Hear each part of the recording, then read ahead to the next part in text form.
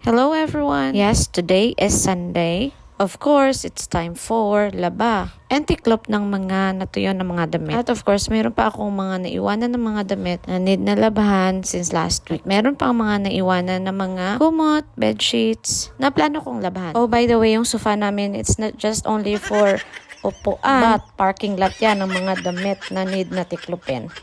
At sa totoo lang, laging nakaantabay yung mga titiklopin ng mga damit dyan sa upuan namin or sa sofa namin. At naghihintay kung kailan ko yan sila titiklopin. At ngayon, meron akong sapat na panahon na ayusin. Kahit hindi masyadong maganda yung gising natin, kailangan natin gumalaw kasi wala tayong may inaasahan na gumawa nito. So after ng washing, tayo ay magsasampay. Gamit ang mga mahiwagang sungkit, gawa naman hindi po natin yan maaabot dahil sa ating height. Gaya naman ng aking sinasabi na limited lang naman ang ating height, you know. Kaya of course, palaban tayo sa sungkit, diba? After ng washing, meron pa mga damit na kailangan ko kusutin. Kaya naman ang araw na ito ay puro paglalaba yung ginawa ko.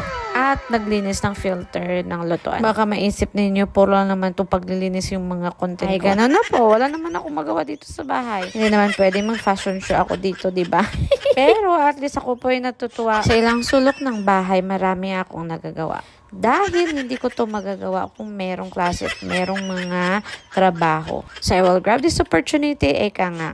At ako ay naghanap ng assistant sa pagtaod nito. Kasi meron tayong talent na magaling tayo magkuha, pero hindi tayo marunong bumalik. Diba? Ganon yung mga kakaibang talento natin. Kaya naman, nag-call a friend po tayo para matulungan tayo paano ibalik. Yan, good job! Ahay, nagsigan na. So, sakala ko pa naman ay tapos na. Meron pa siyang may nakita. Ayun, yung isang filter ay puno ng mga itlog ng mga butiki. Kaya hinugasan ko muna. At hindi na malayan ay alas 12 na. At ang bilis ng oras at hindi na malayan ay tanghalian na naman. At dali-dali na naman tayong magluto para sa lunch. At ito ay na-miss ko yung magluto ng udong. Udong ay isang ulam na paborito ng lahat. At lagyan mo lang ng pinaka-espesyal na panakot ay ang sardines at patola. Goods na. Simple lang lutuin. Gisahin mo lang lahat at ilagay mo pagbukal.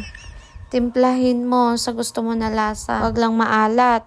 Makaka-high blood yun. Kadabra, tsadan.